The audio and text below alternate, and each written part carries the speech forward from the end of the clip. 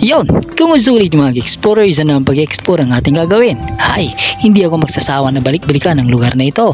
Kasi ba naman, ang daming ino-offer lugar na ito. Kung ganito pa namang view ang iyong madadaanan kung pupunta ka sa lugar na ito, hindi ka talaga magsasawa.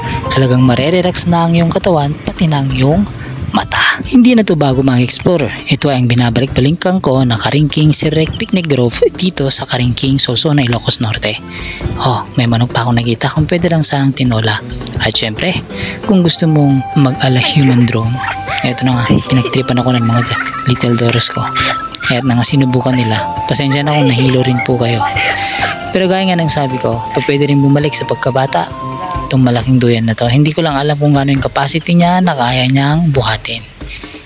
Pero pakiramdam ko, dinuduyan ako ng mga nakaraan. Oo, ng bata ako. Char. Talaga naman.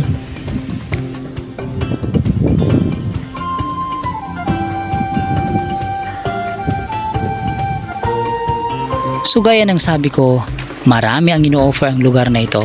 Maraming maliliit at malalaking falls na pwedeng matuklasan sa lugar na ito. Sabi nga nila, maging mapagbasit ka lang at magtanong-tanong ay marami kang matutuklasan. At ngayon, meron na akong kasama na mag-explore. Itong aking si Jake. Talaga naman hindi nagpahuli mga explorer. Actually, siya yung unang nakakita. Tapos binalikan na lang namin ang lugar na ito. At meron ngang falls ang lugar na ito. Tandaan mga explorer, sa pag-akyat sa mga ganitong lugar, dapat maging safe palagi tayo at wag na wag tayo magtatapon ng mga basura, lalong-lalo na para sa ating inang kalikasan. So ito na, panoorin nyo mga explorer ang aming pag-explore sa bagong falls na ito.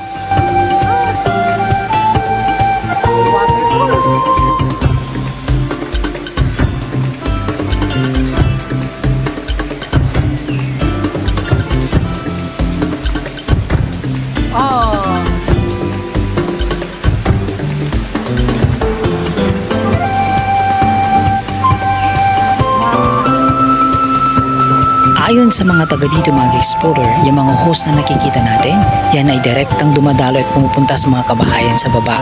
At yan, unlimited water na yan mga explorer.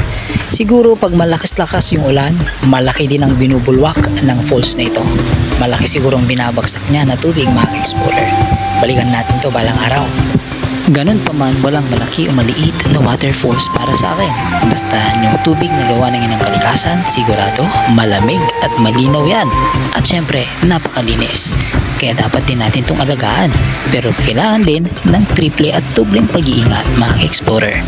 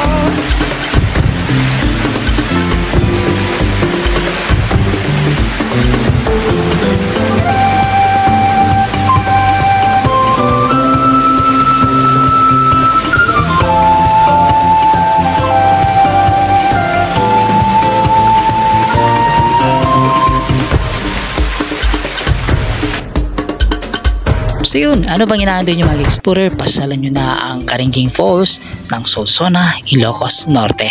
Bye-bye!